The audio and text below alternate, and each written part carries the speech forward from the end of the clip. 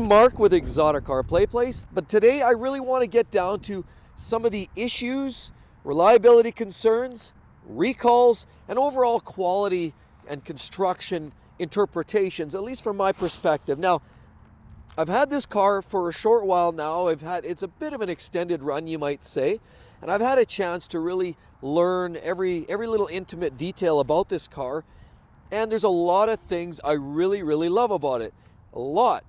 As a matter of fact, there's very little to dislike about it. It does everything so very well.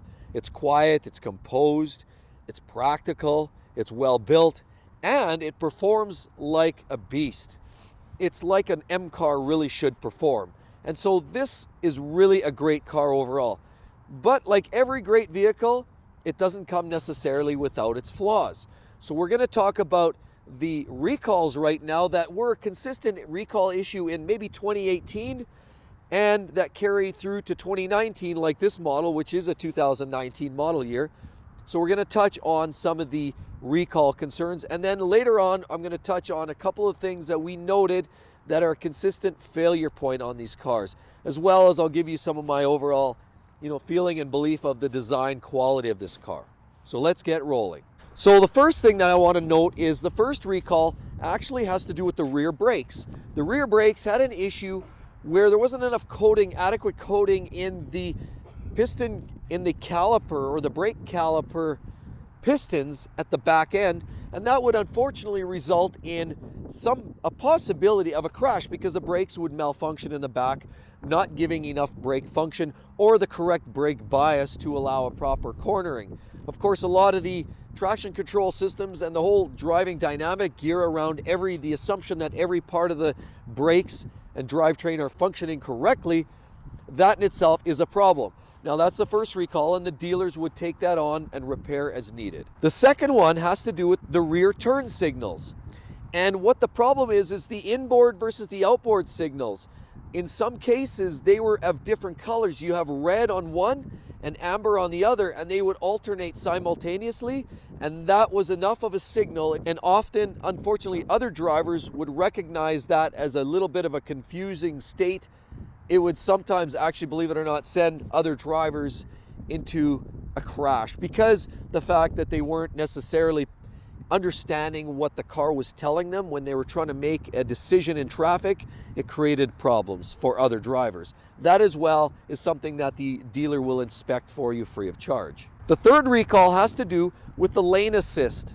The lane assist system was a problem in some vehicles, not consistent. Possibly had to do with sensors in the steering wheel or the way the steering wheel interpreted the driver gripping a hold. If the steering wheel didn't sense the driver was grabbing the wheel, or conversely felt that the driver had the steering wheel, they wouldn't actually, the steering wheel wouldn't decide what was on or off. It created a little bit of a miscalculation, if you will, or in the system, and that unfortunately would then lead to it not reacting when it needed to, and assuming that you were or were not holding onto the steering wheel, it wouldn't necessarily respond as you would expect it to and keep you from veering off into the road. So again, it's another recall that the dealers will inspect free of charge just to make sure it's all functioning 100%. So the next recall has to do with the rear spoiler. The rear spoiler, unfortunately, in some situations, it looks like it was something that was possibly quality control issue, possibly in the factory, where some of the rear spoilers were known to come off or just come loose, where either some of the fastening hardware was not installed at all or not adequately. And some of the rear spoilers would actually dislodge, possibly falling on the road, causing a crash for somebody that's in behind. I guess, tailgaters, beware when you're following one of these cars. And so the last recall has to do with the instrument panel.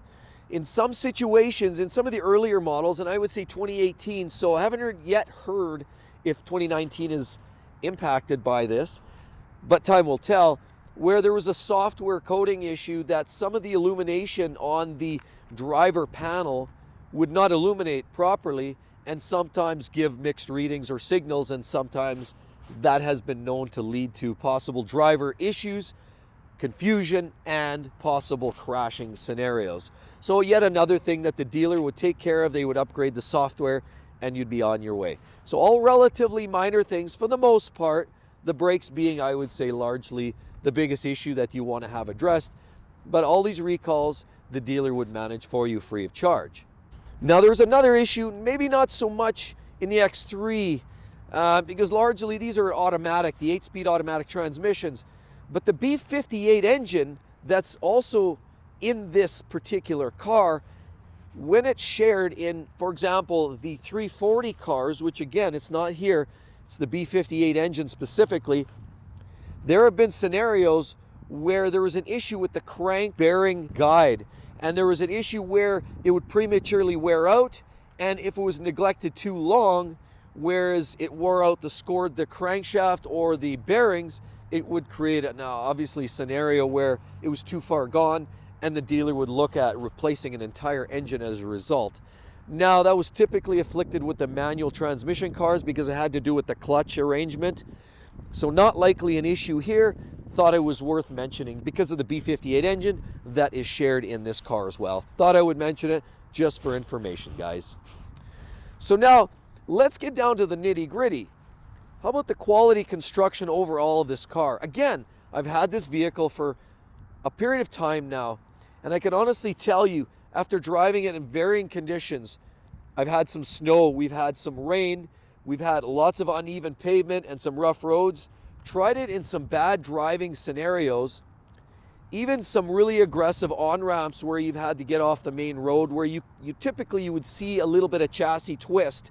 This car made no muss, no fuss. There was no squeaks, no rattles. You would hope not for a 2019, but either way, I've driven cars that were new, other brands, that you would hear little pops and cracks and creaks, even when they were brand new, under certain conditions. This one got hammered on some rough roads, and it took it with full composure. So I would say structurally and chassis-wise, this thing is second to none in terms of overall quality.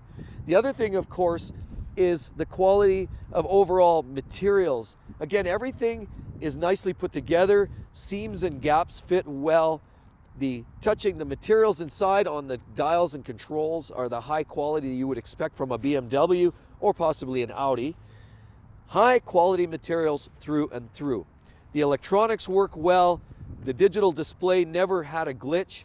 The iDrive system worked flawlessly, as I would expect. But even the hands-free volume adjustment by rotating your hands either way worked virtually flawlessly, at least from the driver's seat. Everything else worked really well. Materials are holding up well, and overall, startups are every time consistent, no noises, and I would say largely, I would expect a long life of high quality driving and motoring with this car.